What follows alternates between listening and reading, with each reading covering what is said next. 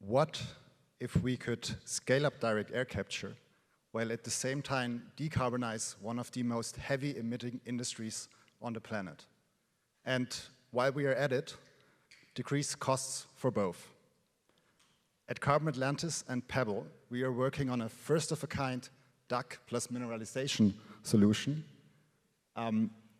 that we think can really unlock the flywheel of decarbonization.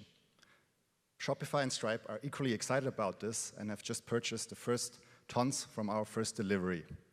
So what is it that we're exactly building, and why is it worth scaling up? Let's start with the first building block, which is direct air capture. So at Carbon Atlantis, we've developed a novel electrolyzer that produces acids and bases that can be used for direct air capture. While our cell design is novel and energy efficient, we heavily rely on proven components from PEM water and fuel cell electrolysis.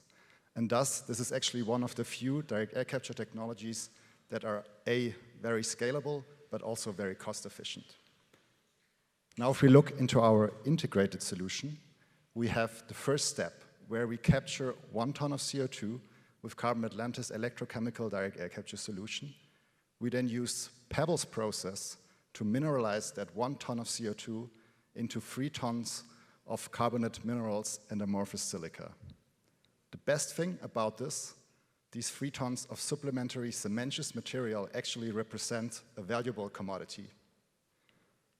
So if we zoom even further in, we have 1 ton of CO2 captured that is mineralized using 2 tons of olivine into 3 tons of CO2 storing SCM. What that means is we are permanently storing 1 ton of CO2, but additionally, we are also avoiding 2 to 3 tons of CO2 emissions that would otherwise occur when you would use ordinary Portland cement in that building. So overall, per ton of CO2 captured, we store 1 ton of CO2 permanently, but we also avoid 2 to 3 tons of additional CO2 emissions. Our joint pilot will be online by Q2 25 in Rotterdam. And as you can see, we are both already building it.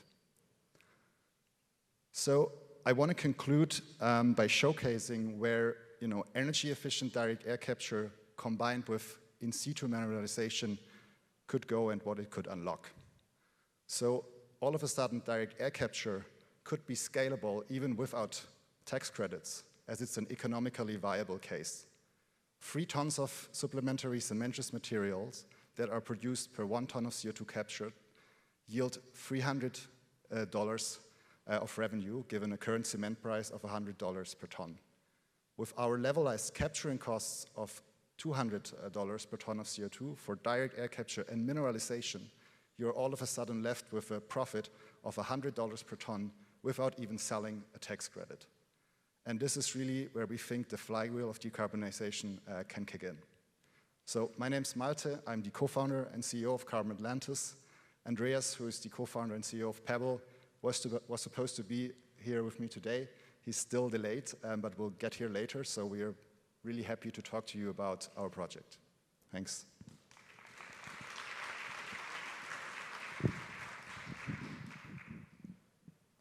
Next up on stage, please join me in welcoming Adam Goff, Senior Vice President of Strategy at 8 Rivers.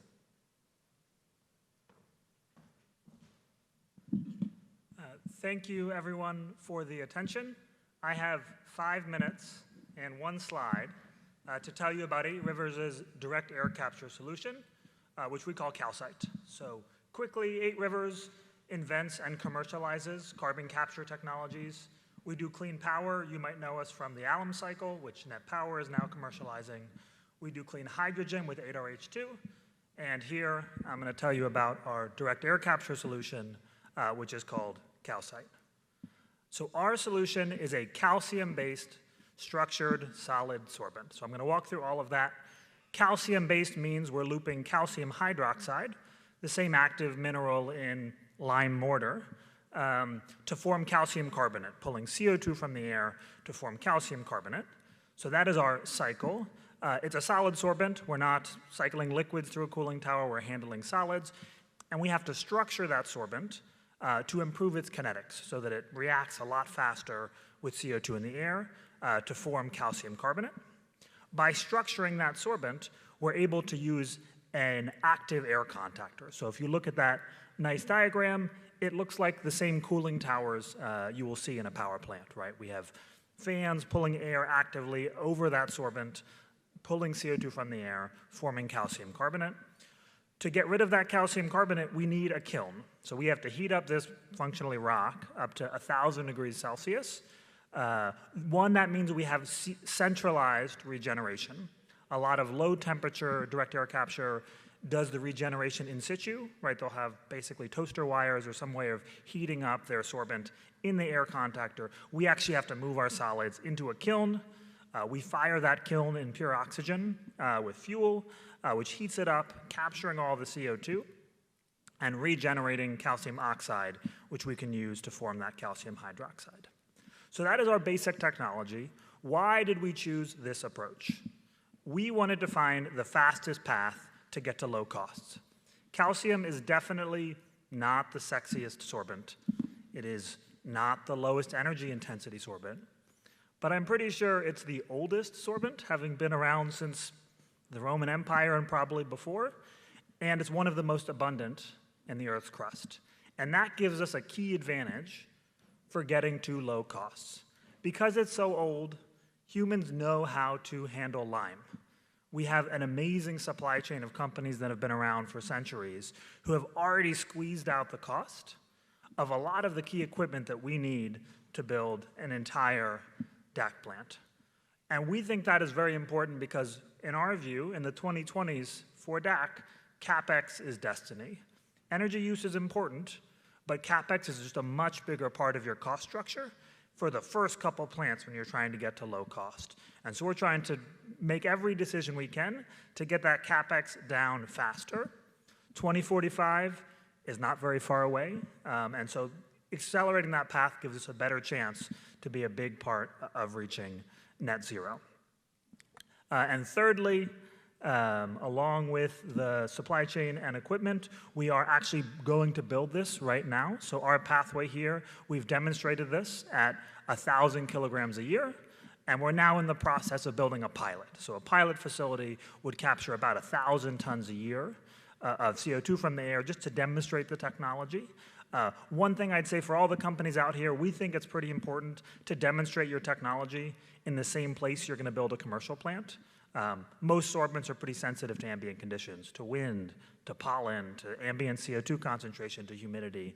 So we're building our pilot plant down in Alabama, which is the same place we're lucky enough to be in the CDAC hub, which is one of DOE's funded DAC hubs, which we're very excited to be a part of down a couple miles north of Mobile, Alabama. In that location, along with a pilot, we will be doing a feed study, so doing all of the engineering we need to build a 50,000 ton a year plant, which would be our first commercial plant. We're really excited to be there. Once we build one plant, obviously we're then in a position to build dozens of them. The US Southeast is an excellent place for our technology. It has CO2 storage. It has a really experienced and well-trained workforce. It's got a lot of limestone, and it's got really humid air, where anyone who knows calcium, humidity is key to the reaction. So that's what we're up to here. We're really excited to be going as fast as we can to demonstrate and build DAC plants. And thank you for attention. This was 5 minutes, and I'll be here the rest of the conference if you want a slightly extended version. Thank you.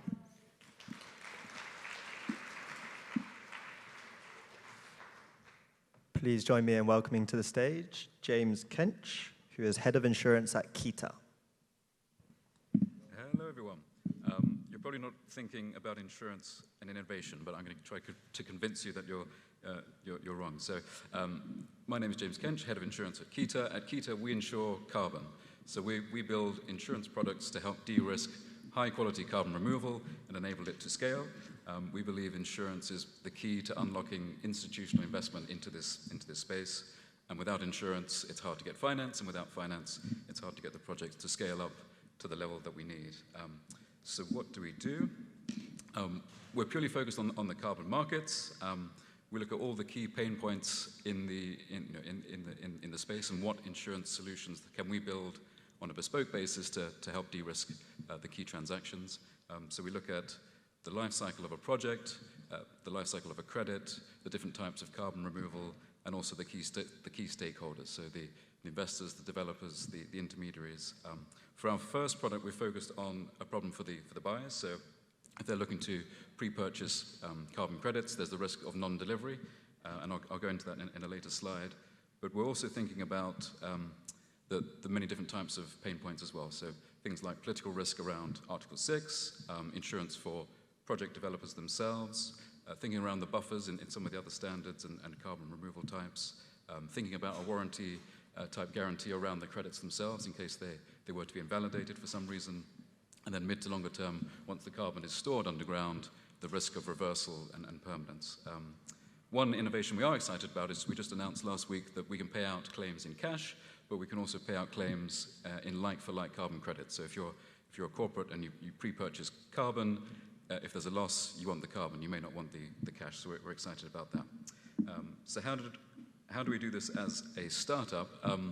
We're part of Lloyd's of London's innovation hub. So Lloyd's is one of the global market's insurance and reinsurance centers of excellence, and it's always been a cradle for understanding and pricing emerging risks, things like satellites, rockets, cyber, AI, and the insurance is really on the leading edge of what's going on in the climate space, so now it makes sense for carbon to be an emerging risk that we're looking at. We're backed by some of the world's leading reinsurance companies, so Chaucer, Munich Re, Renaissance Re, but we also spend a lot of time building out awareness and understanding across the whole insurance market, because we really want to help build a market in this space in order to unlock that capital that needs to get to the gigaton scale. So what's our product? Our first product focuses on the investors against that delivery risk. So if you pre-purchase X tons of carbon at price Y for delivery on date Z in the future, if for whatever reason you don't receive either all or part of those credits, then we'll make you whole, either in cash or in like-for-like carbon credits. And it's a very comprehensive cover. We think about it in terms of 3 risk buckets. There's avoidable risk, unavoidable risk, and carbon market risk. Avoidable risk would be the default of the project developer, insolvency, abandonment, fraud, that kind of thing.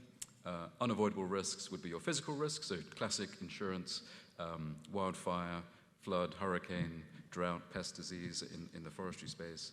And then carbon risk would be any kind of invalidation of the credits because of changes in sort of rules and regulations of the carbon space.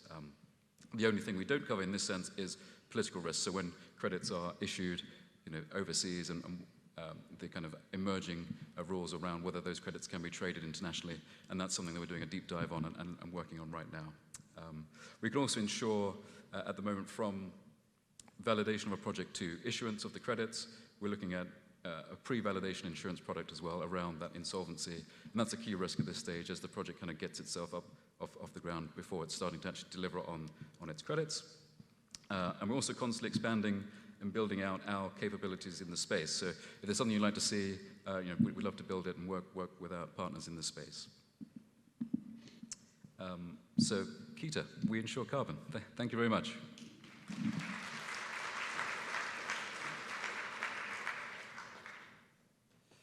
Please join me in welcoming to the stage Reilly O'Hara, who is the Carbon Partnerships Lead at CarbonCure Technologies. Hello, everyone. My name is Reilly, and I lead partnerships at CarbonCure, which is a carbon utilization company in the concrete industry.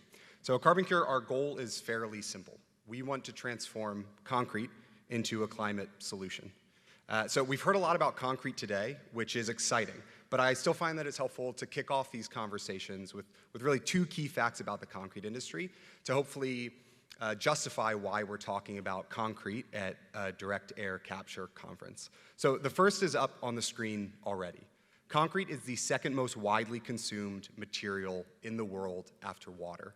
And this is because concrete is really something of a miracle product.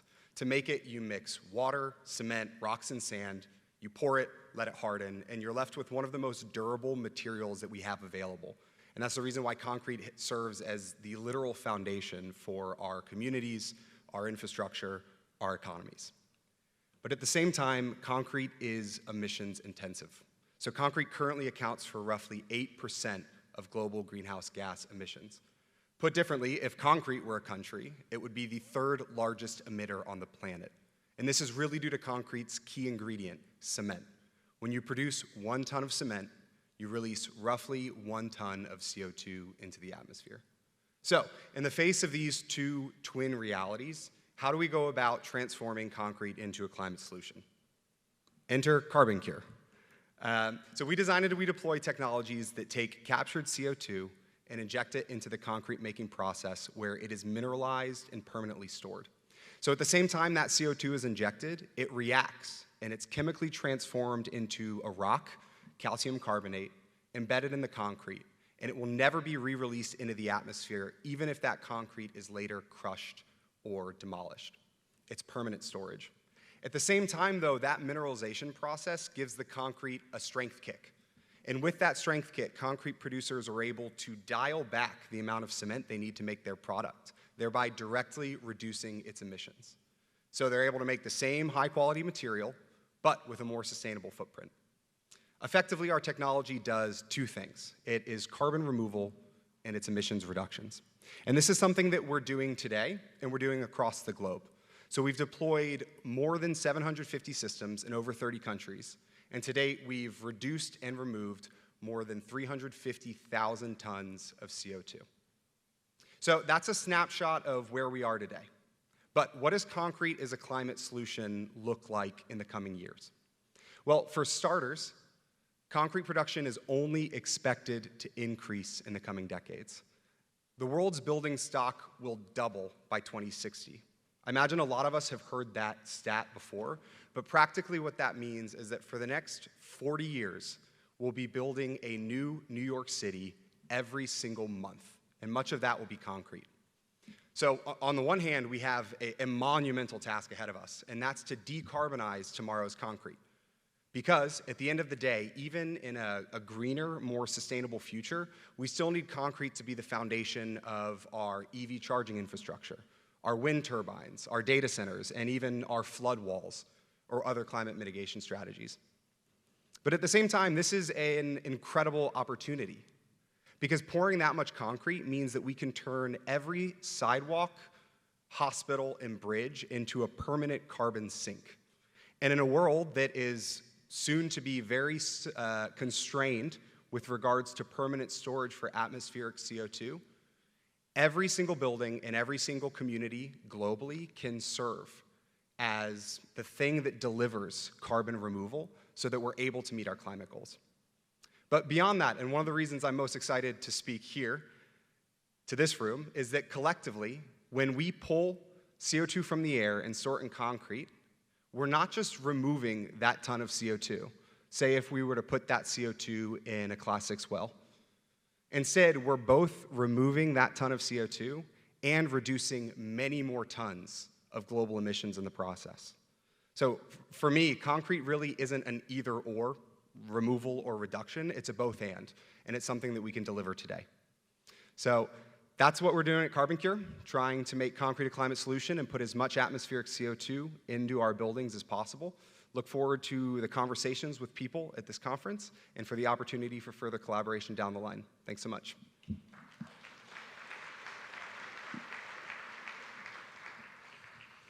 Next up, please join me and a special welcome as they've flown in all the way from Ukraine, Nick Oseyko, founder and CEO of Carbominer.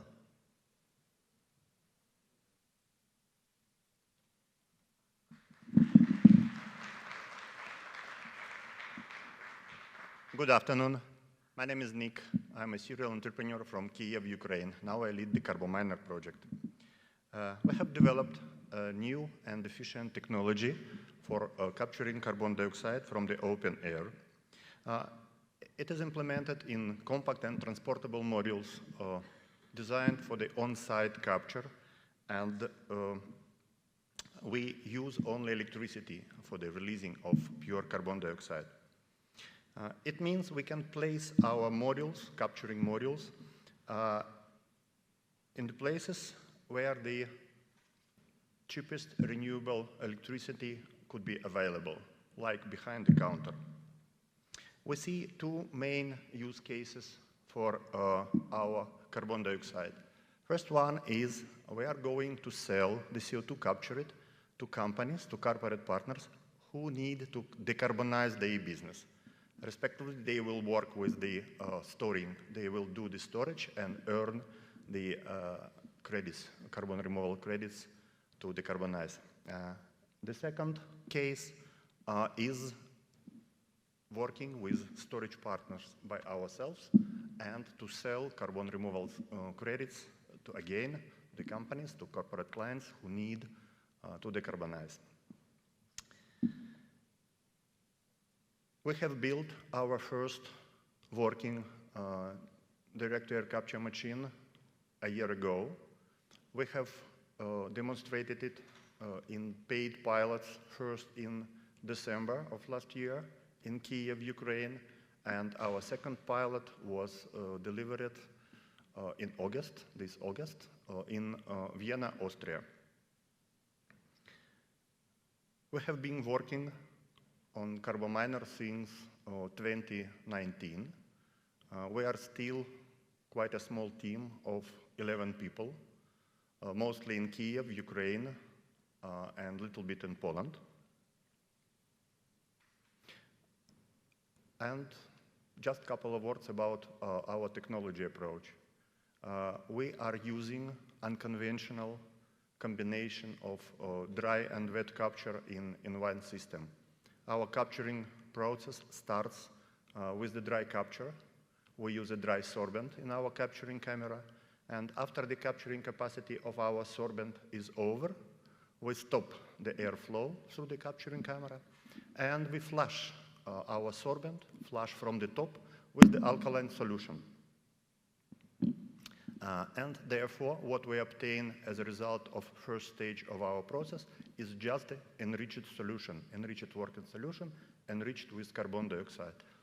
The second stage of our process is electrochemistry-based regeneration. We have a separate machine for that.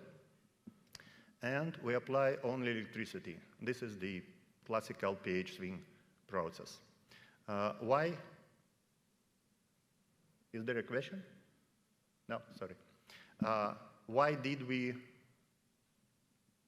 split our machine in two parts? First for capturing and second for regeneration. It was done with intention. We did it to allow our system to work with renewable electricity only. And by saying that, I mean not with the average 24 hours renewable electricity, but using only the overproduced part of this renewable energy. How do we do it? We can run the capturing camera for 24/7 because the energy consumption of that part of the process is quite low. And then we would use the tank, the buffer, between the capturing stage and the regeneration stage. And we can keep the enriched working liquid there in the buffer, sitting there and waiting for the cheapest renewable electricity available. That's it. Thank you for your attention.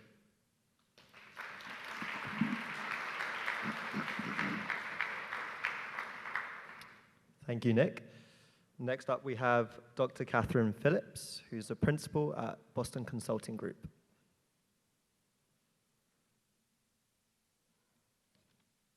Hi, everyone. My name's Katherine. I'm a principal of BCG, as was just mentioned. Happy to be here. I work in our climate sustainability group with our energy and industrial clients on low carbon infrastructure. So day to day, I work client-facing, thinking about how we can build out the low carbon infrastructure. Increasingly, it's still a small portion, but I'm hoping it becomes a big portion of our work, is on direct air carbon capture. We have several articles, recent articles, and one upcoming one that I want to talk to you about today. And the first about what's needed to scale DAC to gigaton scale came out of our work as purchasers. So we have an internal team that has talked to many of the people in this room about potentially purchasing carbon offsets from them. And in doing so, we really wanted to understand what's happening to the costs moving forward. And so we did talked to a lot of producers, built a Excel model, as we do at BCG, and projected out what's going to happen to costs looking forward.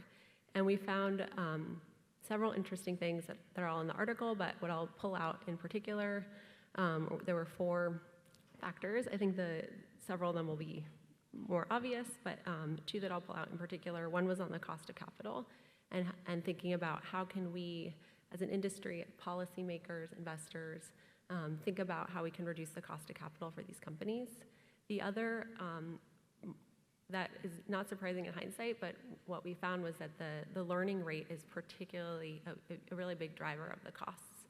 And so what we're suggesting is that as a company in the industry, thinking about how you can increase your learning rates as fast as possible, and who you can work with, whether that's learning and collaborating with competitors, wherever it's non-competitive, other industries like hydrogen that you can learn from, but really that's the takeaway from the first one.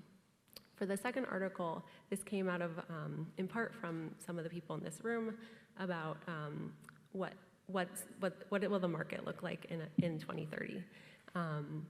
It came out right before Climate Week and was investigated by talking to people in the industry, but also talking to current and potential buyers to understand what are their purchasing criteria, and then from there estimate what the market size will look like in the industry. This article, I think, has a lot of great figures that for many of the people in this room can be very useful to provide a third-party validation of, look, this is what the market is going to look like when you're going to investors, or if you're an investor trying to raise more money. The final article, which is not out yet,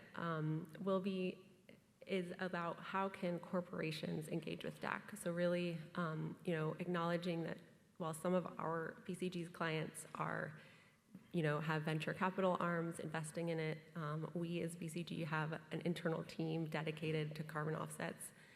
Those are 2 ways of engaging, but there's also lower intensity ways of engaging where you're purchasing small volumes or engaging in buyers' coalitions. This article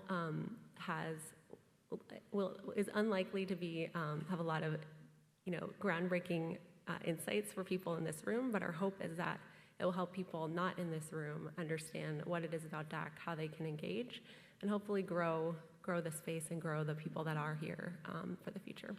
Thanks so much.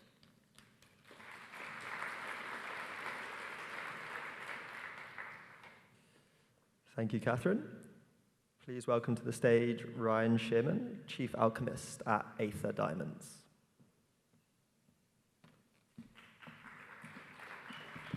Hi, everybody.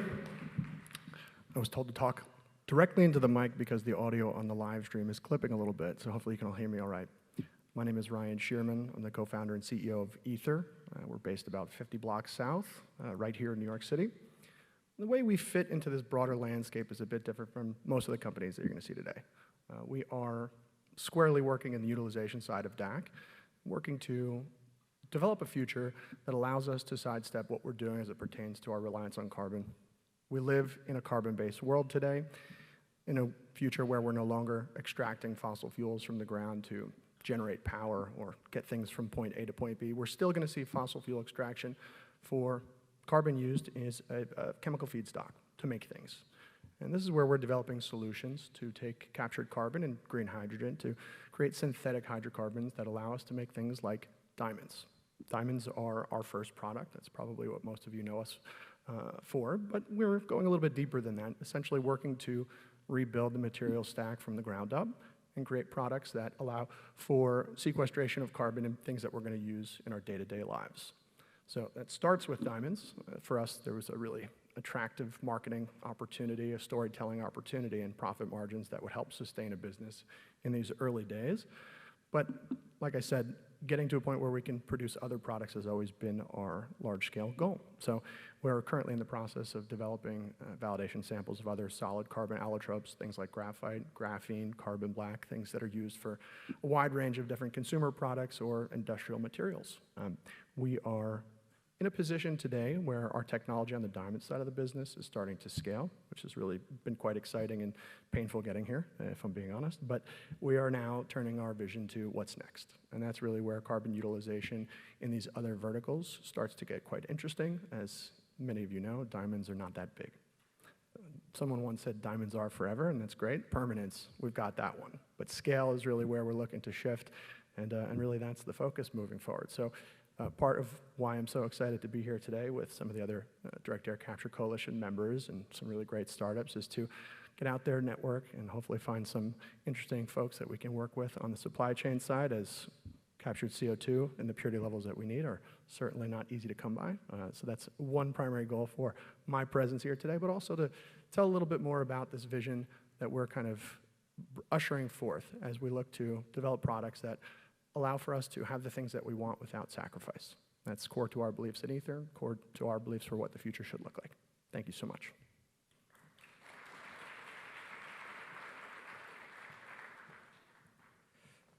Thank you, Ryan. Last but not least, to conclude our lightning round presentations, we have Jasper Wong, co-founder and CEO at Airhive.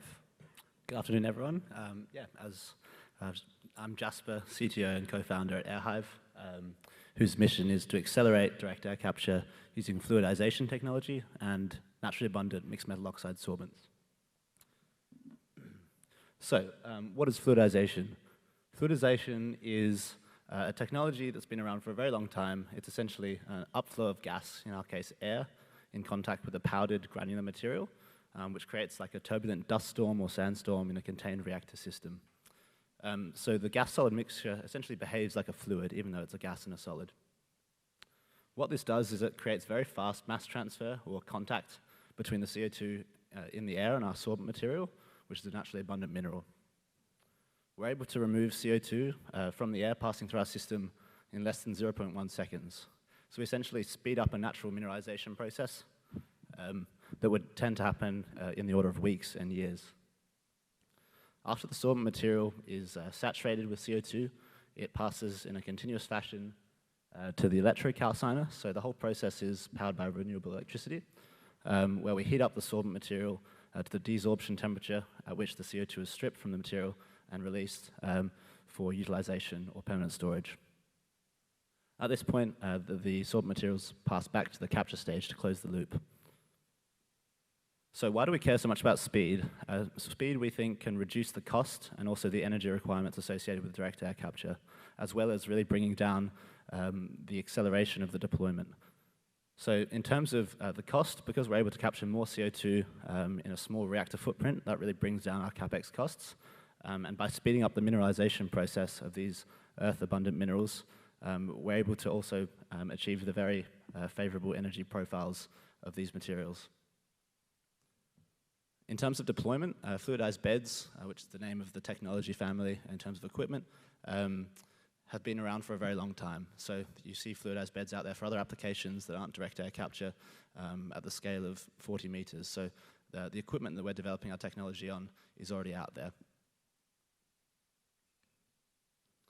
So where we're at right now, we have a working prototype in our lab in White City in West London that will do about 100 to 200 kilograms per year.